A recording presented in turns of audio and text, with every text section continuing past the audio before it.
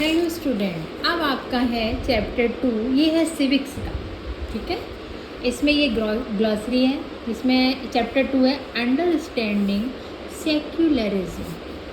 Glossary आपका question that to force someone to do something in the context of this chapter it refers to the force used by a legal authority like the state.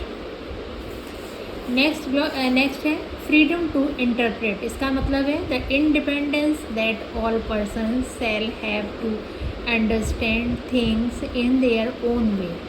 In the context of this chapter it refers to a person's liberty to develop their own understanding and meaning of the religion they practices.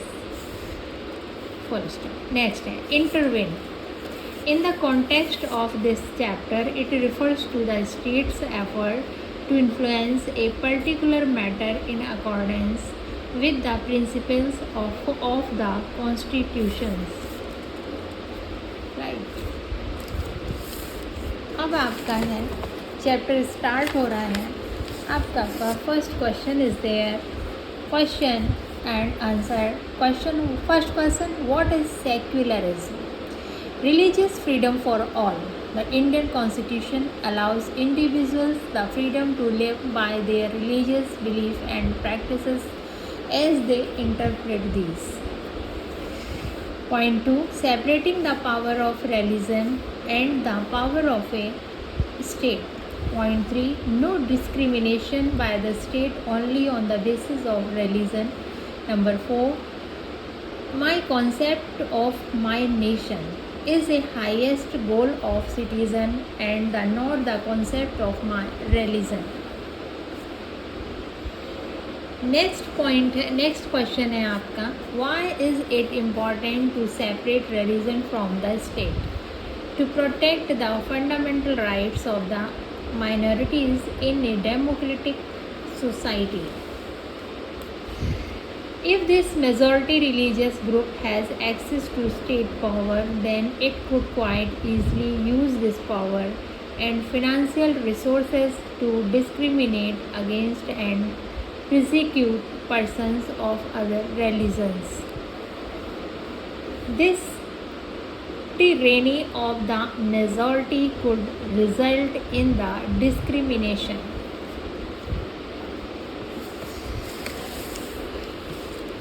Coercion and at times even the killing of a religious minorities.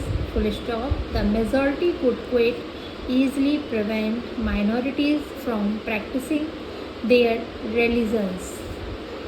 Any form of domination based on the religions is in violation of the rights that a democratic society guarantees to each and every citizen irrespective of their religion. To protect the point 2 है ये, to protect the freedom of individuals to exit from their religions, embrace another religions or have the freedom to interpret religious teaching differently. Like the members who have control of state power might say that there is only one interpretation of Hinduism and that you do not have the freedom to interpret untouchability differently. अब आपका है next question number 3, what is Indian secularism? The Indian Constitution mandates that the Indian state by secular. According to the Constitution, only a secular state can realize its objectives to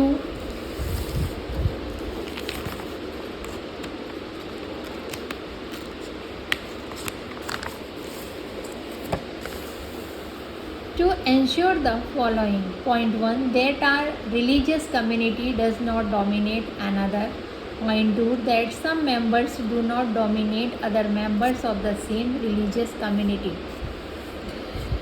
Next point, that the state does not enforce any particular religion nor take away the religious freedom of individuals. In what way is Indian secularism different from that of other democratic countries? Question number 1. Difference between US and Indian secularism. The strict separation between religion and the state. Some of the objectives are similar, like cannot declare any religion as official religion. Number 2. Cannot give preferences to one religion. अब आपका आया है comparison between Indian secularism or US secularism. Point 1. The Indian secularism, the state can intervene in religious affairs.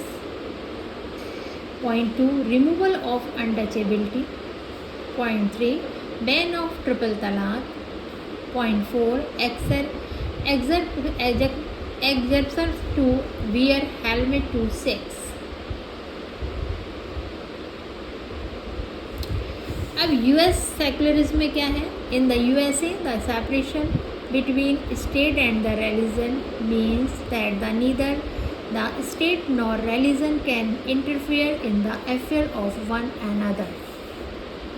तो ये था आपका chapter 2 जो कि कंप्लीट हो गया है. वो नेक्स्ट चैप्टर में से मिलेंगे. तब तक के लिए बाय बाय. नेक्स्ट वीडियो में मिलते हैं. हमारा चैनल लाइक करें, सब्सक्राइब करें और आपकी जो भी क्वेरीज हो हमें लिख भेजें. Thank you.